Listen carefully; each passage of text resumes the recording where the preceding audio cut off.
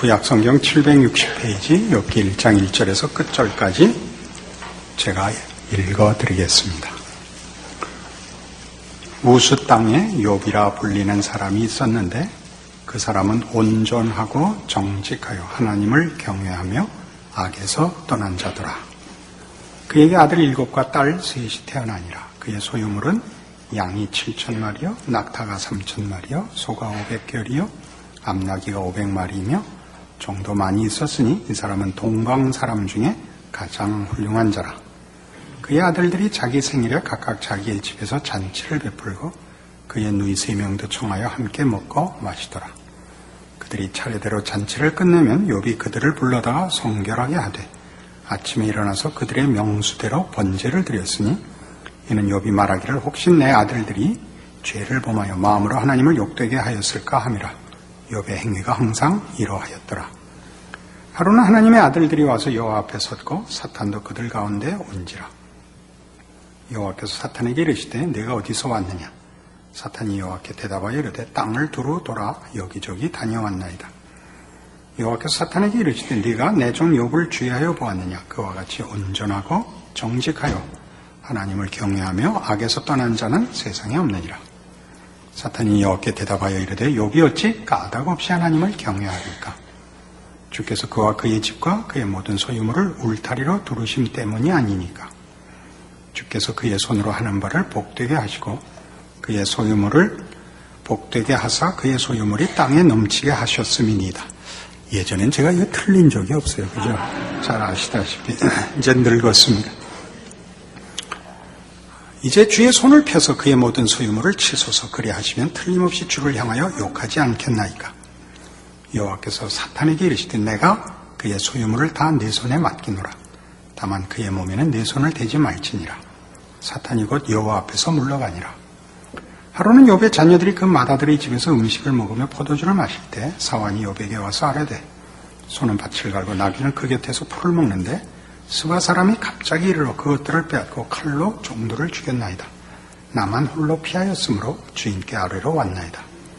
그가 아직 말하는 동안에 또 한 사람이 와서 아뢰되 하나님의 불이 하늘에서 떨어져서 양과 종들을 살라버렸나이다. 나만 홀로 피하였으므로 주인께 아뢰러 왔나이다. 그가 아직 말하는 동안에 또 한 사람이 와서 아뢰되 갈대아 사람이 새 무리를 지어 갑자기 낙타에게 달려들어 그것을 빼앗으며 칼로 종들을 죽였나이다. 나만 홀로 피하였으므로 주인께 아뢰러 왔나이다. 그가 아직 말하는 동안에 또 한 사람이 와서 이르되 아뢰되 주인의 자녀들이 그들의 맏아들의 집에서 음식을 먹으며 포도주를 마시는데 거친들에서 큰 바람이 와서 집 내 모퉁이를 치매 그 청년들 위에 무너짐으로 그들이 죽었나이다. 나만 홀로 피하였으므로 주인께 아뢰러 왔나이다 한지라. 욥이 일어나 겉옷을 찢고 머리털을 밀고 땅에 엎드려 예배하며 이르되 내가 모태에서 알몸으로 나왔사온즉 또한 알몸이 그리로 돌아가올지라. 주신이도 여호와시오 거두신이도 여호와시오니 여호와 이름이 찬송을 받으실지니이다 하고 이 모든 일에 욥이 범죄하지 아니하고 하나님을 향하여 원망하지 아니하니라. 욥기를 한다 그러자 제 아내가 말렸습니다. 왜 말렸을까요? 알아맞히는 분에게 신구약 성경 금박으로 상품을 하나 드렸어요. 당신이 설교하면 꼭 그렇게 우리가 되더라. 그러니까 좀 신나는 걸로 해. 그렇게 청했습니다. 신나는 게 뭐가 있을까요? 계속 복받는 얘기 나오는 게 성경에 어디 있나요? 없죠. 성경에 환난과 고난, 의심과 시험을 벗어난 얘기는 없습니다. 그렇지 않습니까? 욥은 전체로 이렇습니다. 1장을 잘 읽으셔야 됩니다. 오늘 본 대로 1장이 하는 얘기는 이제부터 일어나는 모든 일에 욥 자신에게 이유가 없었다. 그 얘기를 하는 겁니다. 앞에 있는 걸 너무 많이 적용하시면 안 됩니다. 얘기를 시작하는데 우리 드라마나 영화 볼 때 어느 동네에 어떤 사람이 살고 있었는데 그러면 어느 동네가 어디며 어떤 사람이 누구냐를 묻는 거는 사실은 그 내용에 아무 상관이 없는 것입니다. 그 앞에 이렇게 욥기에 나오는 시작이 욥이 아무런 고난과 형벌의 이유를 갖고 있지 않은 사람이었다. 이렇게 출발을 하는데 그러니까 그 후에 나오는 고난들이 욥에게 책임이 있거나 이유가 있다고 말할 수 있는 것이 아니다를 1장에서 해놓는 것입니다. 그러니까 뒤에 가서 욥이 잘했지만 결국은 뭔가 놓쳤다. 이 얘기를 하는데 욥기에 관심이 없다는 것이죠.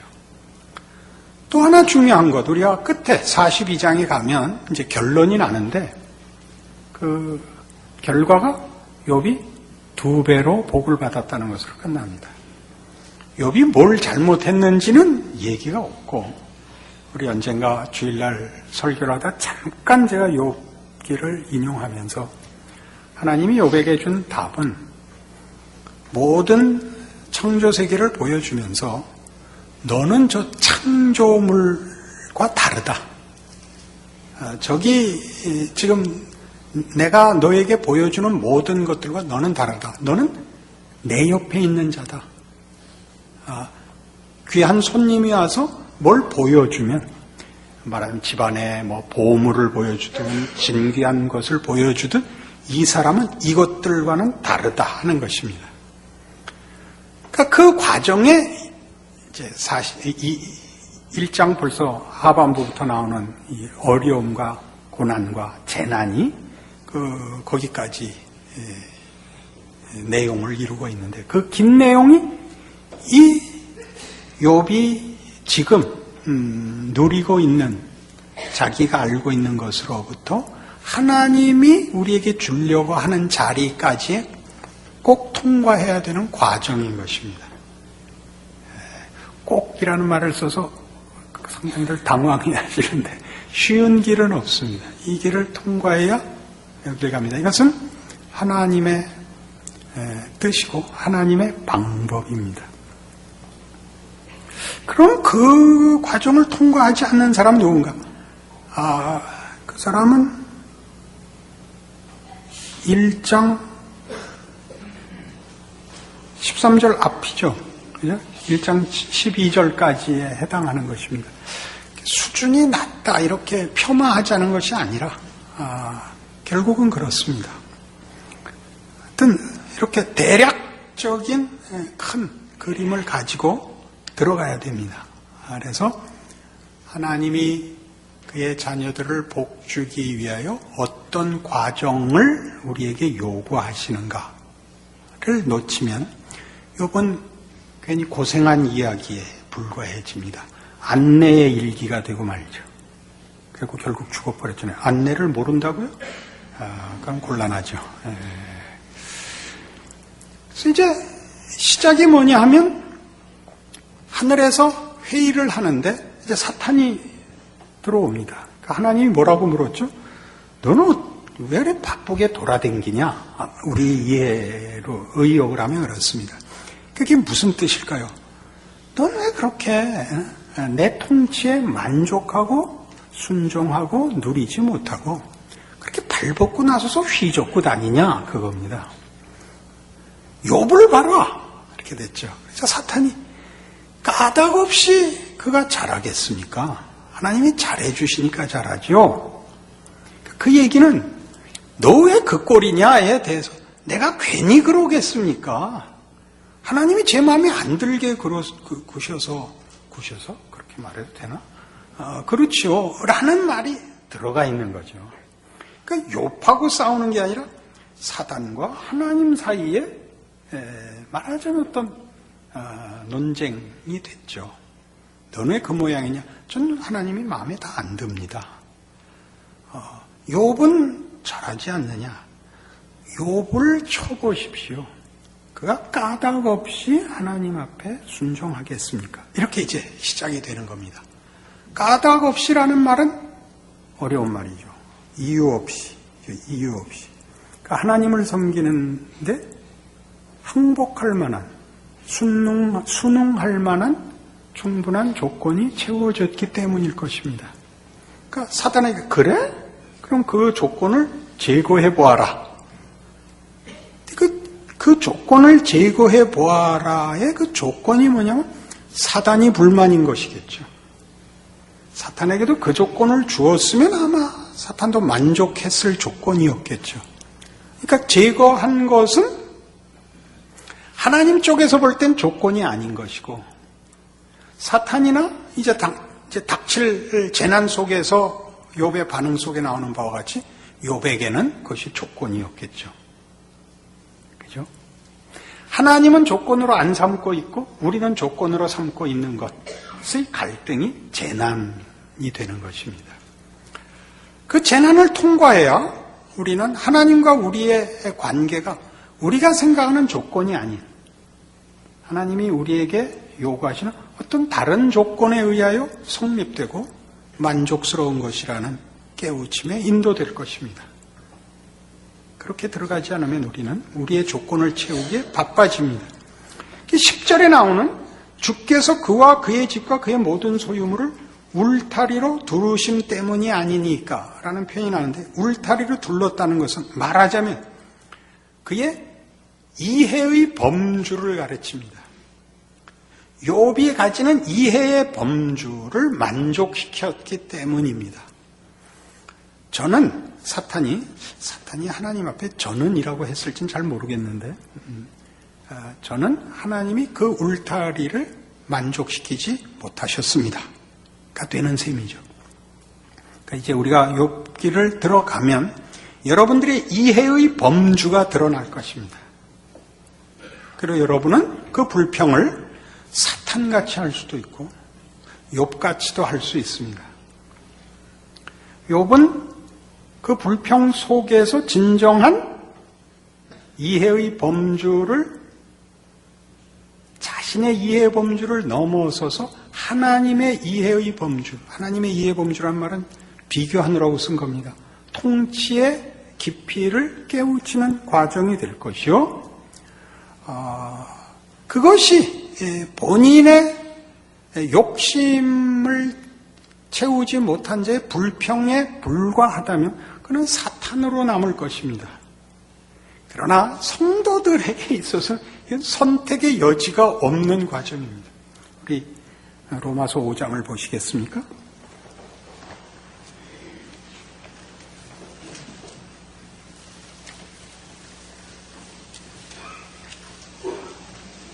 신약성경 244페이지 로마서 5장 1절입니다. 그러므로 우리가 믿음으로 의롭다 하심을 받았으니 우리 주 예수 그리스도로 말미암아 하나님과 화평을 누리자. 또한 그로 말미암아 우리가 믿음으로 서 있는 이 은혜에 들어감을 얻었으며 하나님의 영광을 바라고 즐거워하느니라. 다만 이뿐 아니라 우리가 환난 중에도 즐거워하나니 이는 환난은 인내를, 인내는 연단을, 연단은 소망을 이루는 줄 알미로다. 여러 번 인용을 해서 아마 잘 아시겠습니다마는 우리는 이미 얻은 구원과 1절에 있는 믿음으로 의롭다 하심을 받아 예수 그리스도로 말미암아 하나님과 화평을 이룬 자라는 이미 우리에게 이루어진 사실, 조건 위에 서 있고 하나님의 영광을 바라고 즐거워하는 약속, 소망 속에 있습니다. 그러니까 이미 일어난 것과 장차 우리가 받을 것 사이가 현재인데, 그 현재를 3절에서 환난 중에도 즐거워한다라고 성경이 선언함으로써 얻은 구원과 그 구원의 영광된 성취 사이는 환난이라 라고 이해할 수밖에 없습니다. 그것이 왜 환난이냐? 환난을 통해서만 인내를, 그리고 그 인내가 연단을, 그리고 그 연단이 소망을 이루는 길이기 때문입니다. 소망은 당연히 그 앞에 있는 하나님의 영광입니다.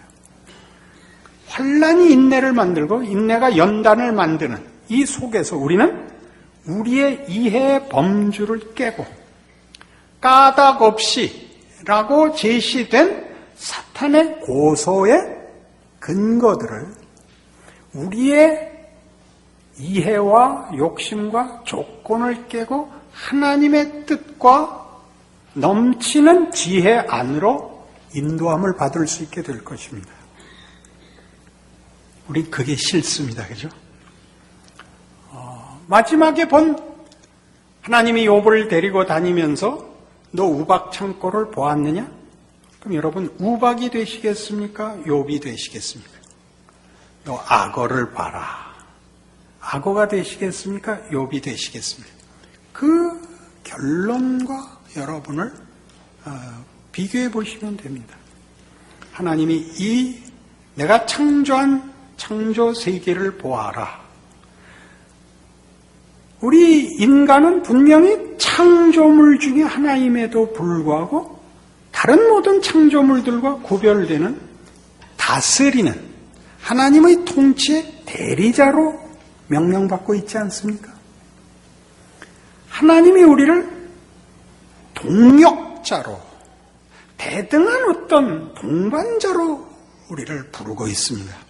그걸 성경에서는 하나님의 형상으로 지음을 받았다고도 하고, 이런 통치와 결정, 선택의 자유까지 허락하셔서 우리를 하나님이 어떤 목적물로 지으셨는지를 다른 피조물들과 구별하고 있습니다.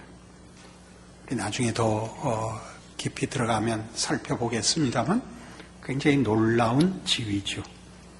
그럼 우리는 그 지위를 모두 버리고 그냥 편안하게 우리가 아는 이해의 범주 내에서 우리가 할 수 있는 것하고 그 할 수 있는 것이라는 것은 우리가 기대하는 결과, 우리가 소원하는 결과를 신에게 받기 위하여 우리가 내놓을 수 있고 우리가 받을 수 있는 것, 그 울타리 안에 있고 싶다 이겁니다.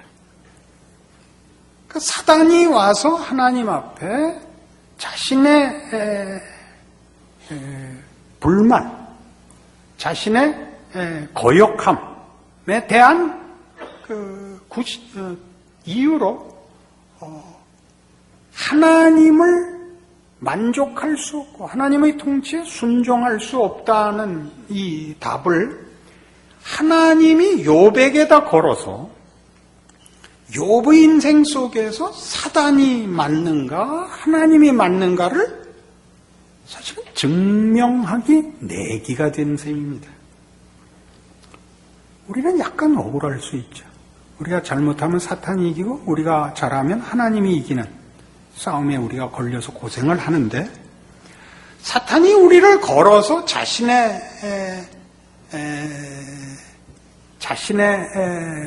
뭐라 그래야 됩니까? 자신의 잘못을 짐을 덜려고 핑계를 대려고 우리를 끌어들이는 것과 다르게 하나님은 자신의 하나님 되심을 욥이라는 한 인간의 한계와 변덕과 연약함에다 걸더라 하는 것입니다. 여기에 말하자면 이유 없이는 안 된다라는 사탄의 도전과 욥의 재난을 허락하시는 하나님이 가진 이해의 범주가 우리의 이해의 범주와 어떻게 다른가 하는 것이 드러납니다. 우리가 깨기 싫어하는 이해의 범주 속에 하나님이 당신을 이해시키기 위하여 그 이해의 범주를 깨물어서 당사자인 욥은 고난을 당하지만 그 고난 속에서만이 자신이 가진 이해의 범주를 깨고 하나님의 범주에 들어올 수 있는 길을 열기로 하시는 것입니다. 그럴 필요가 뭐가 있습니까? 하나님이. 여러분 애들을 뭐 때문에 때리겠습니까? 안 그렇습니까? 할아버지 할머니가 되어서 제일 노여운 게 뭐냐면 자식들이 애들 데리고 와서 할아버지 할머니 앞에서 때리는 겁니다. 그럼 제일 싫습니다. 그러니까 할아버지 할머니들이 애 버려놓는다는 게 맞죠. 그거 참을 수가 없습니다. 하나님이 그걸 참고 계시다는 걸 알아야 됩니다. 하나님은 어떻게 하나 보자라고 심판을 하시기 위하여 관망하고 계시는 것이 아니라 우리를 통하여 하나님의 범주를 드러내고 항복시키기 위하여 그 아들을 보내시는 바로 그 아픔으로 우리에게 고난을 주는 것입니다. 그건 하나님의 고난입니다. 그 아들을 보내신 예수께서 나의 하나님 어찌하여 나를 버리시나이까라고 울부짖었을 때 하나님은 씩 웃고 계셨겠습니까? 그건 말이 맞질 않습니다. 그죠? 그 아버지의 그 아프심이 그 십자가상에 달렸을 때 온 하늘이 어두워지지 않습니까? 하늘이 울죠. 아버지가 울죠. 똑같은 바로 그 마음으로 그 아들을 보내시는 그 하나님이 그 마음으로 욥에게 고난을 요구하시는 겁니다. 그건 욥의 고난이 아니고 하나님의 고난이죠. 그리하여 이 까닭 없음을 깨는 거죠. 그 욥기 1장에 나오는 그 후에 나오는 이야기들이 전부 그 재난을 고하러 오는 뭘로 표현됐죠?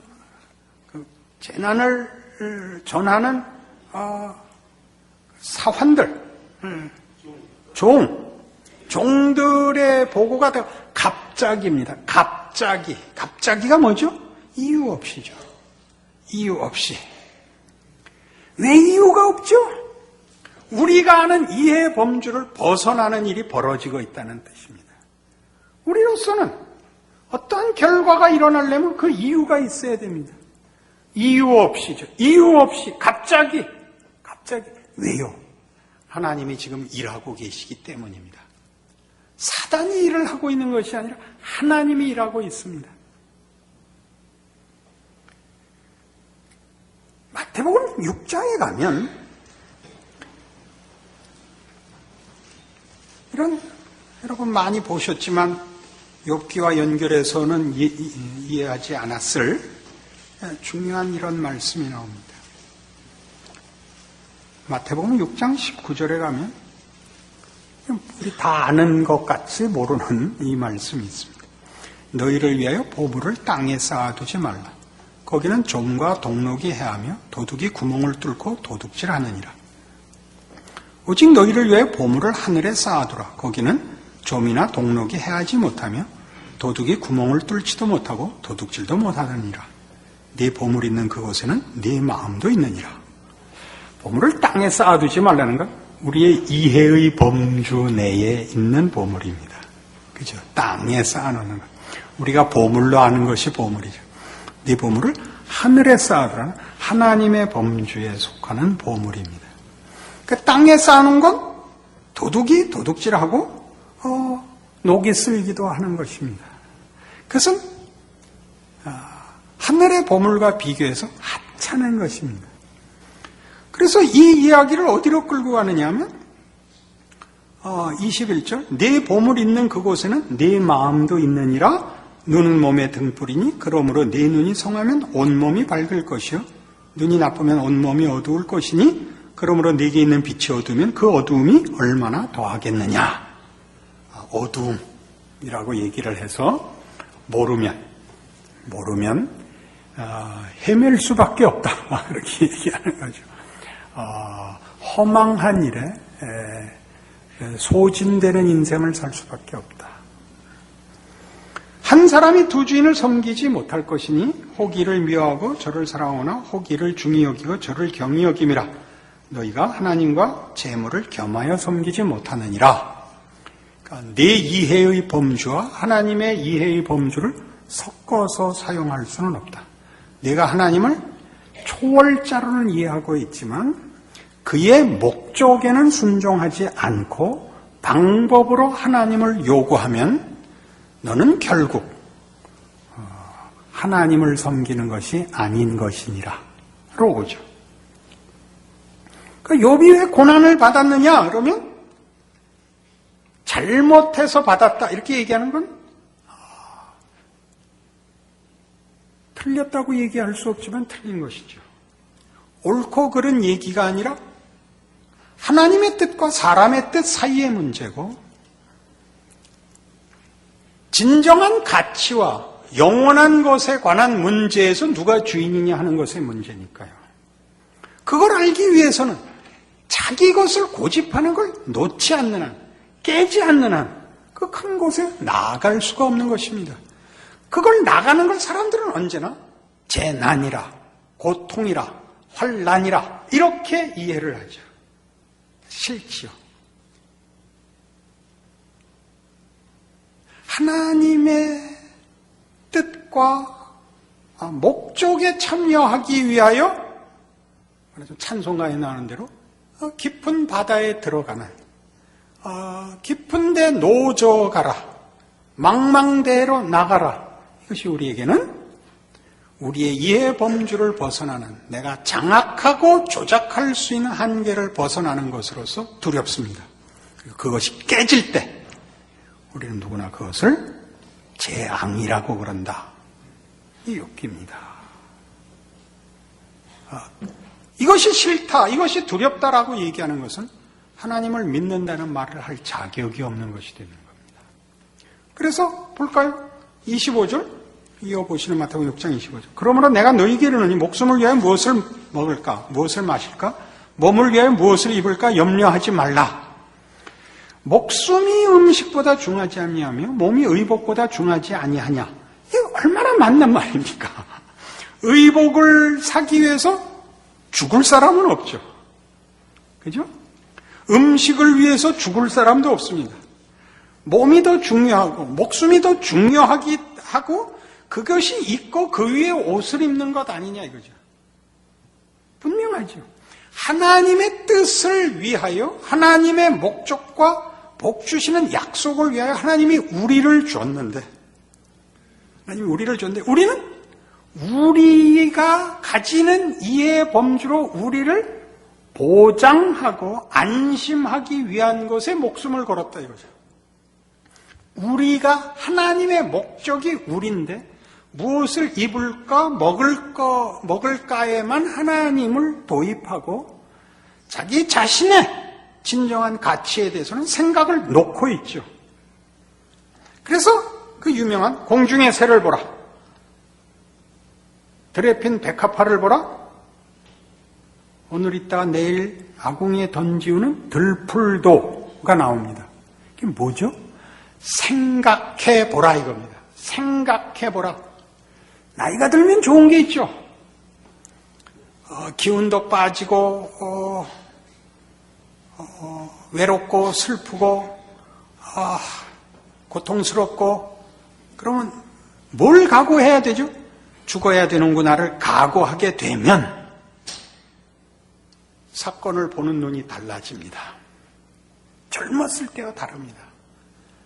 젊었을 때야 청바지에 목숨을 걸고 설악산에 목숨을 걸지만 지금은 절대 그런 데 목숨 걸지 않습니다.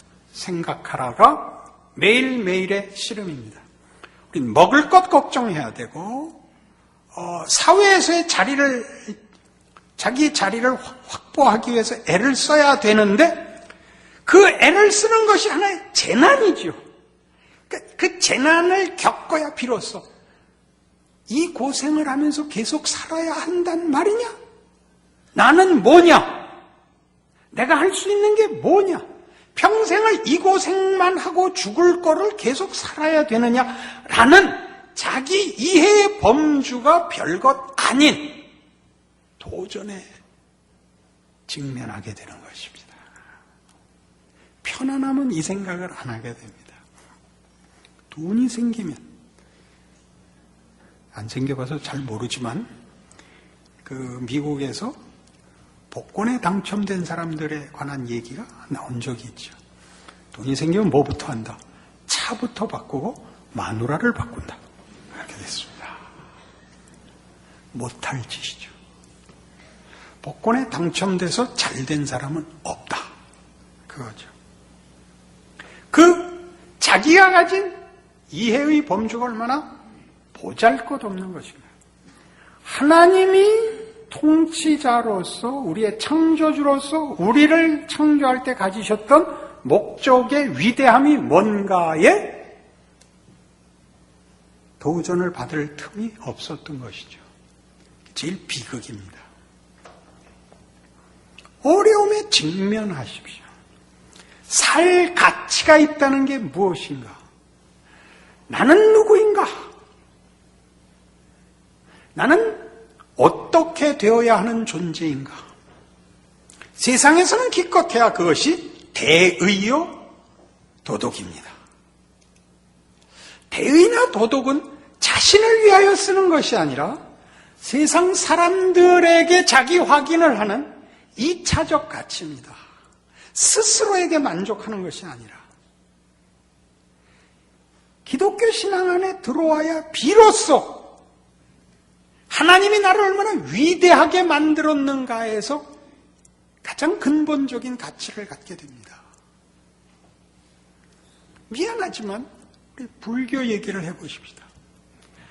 하나님의 이 도전 없이 인간이 정직하고 끈기 있게 인간이 가진 모든 부족함을 자기의 이해의 범주를 벗어날 길이 뭐냐라고 생각하자?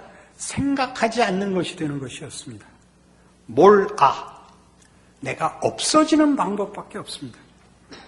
나라는 존재가 자기가 가진 이해의 범주 속에서 자기의 가치를 확인하고 유지할 방법이, 내용이, 능력이 없기 때문에 부정의 극에 간 거죠. 비워버리는 것입니다. 무소유라는 것은 가져서 짓는 죄에서부터 도망간 것이죠. 그래서 안 가진 게 무슨 적극적인 선이란 말입니까? 가져서 짓는 죄를 가진 것을 제대로 쓸 능력으로는 답을 못 내고, 그래서 안 가진다로 간 게 어떻게 답이 되고 멋있어집니까? 그렇게 얘기하는 것 같이 무책임한 게 어디 있습니까? 가족으로 얽히기 때문에 도망갈 수 없는 책임 아래서 전전긍긍하죠. 우리가 할 수 있는 게 별거 아니라는 이해 범주를 깨는 하나님의 손길을 만나는 거죠.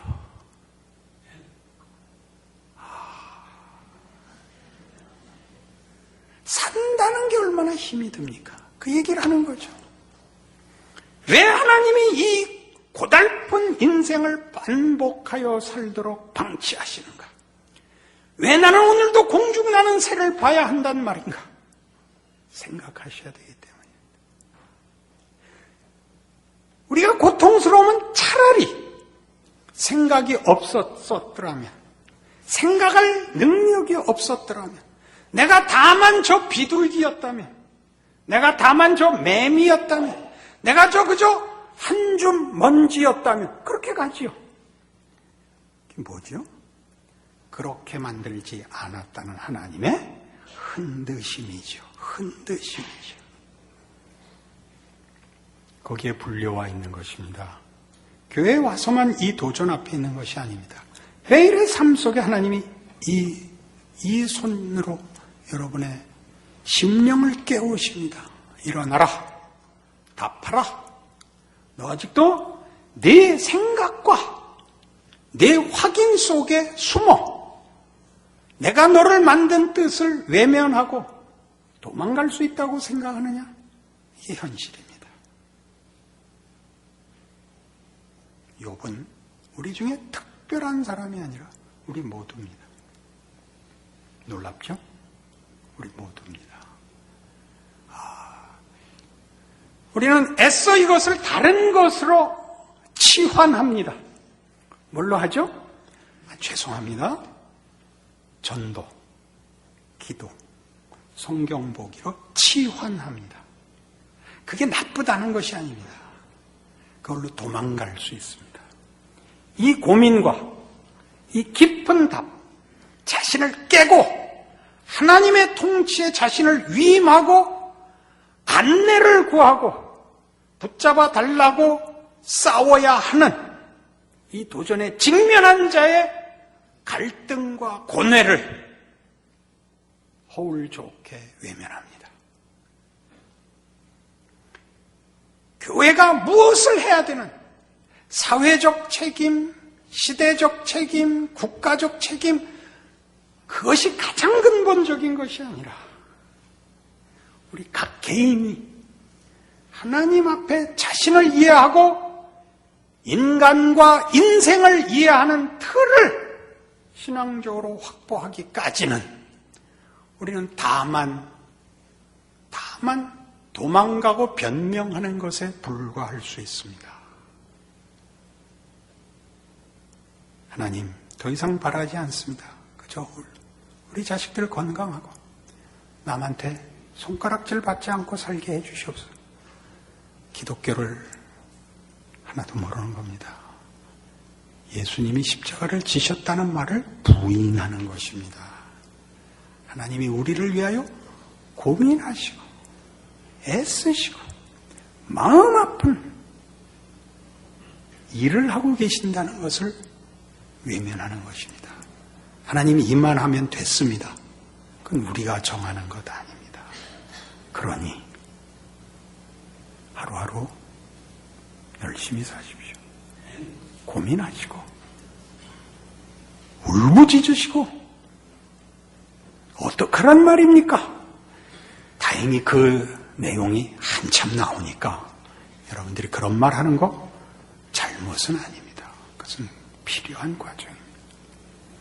그 깊이로 들어가야 환난은 인내를, 인내는 연단을. 지금 어디쯤 있을까요? 환난에 있을까요? 인내에 있을까요? 연단에 있을까요? 저는 연단쯤, 연내와 있습니다. 연단의 연. 그 이제 단을 지나 소망에 갈 것입니다. 감사한 일이죠. 감사한 일입니다. 나이가 늙고 모든 것을 손에 놓아야 하는 때에 이르러 하나님이 다만 우리를 소모시키고 쇠진시키고 탈진시킨 것이 인생이 아니라 우리를 정금같이 재련하셨다 라는 감사 앞에 서게 되는 것입니다. 그 인생이 우리 모두에게 허락된 줄 아시는 기대와 믿음과 각오를 하시기를 바랍니다. 기도하십시다.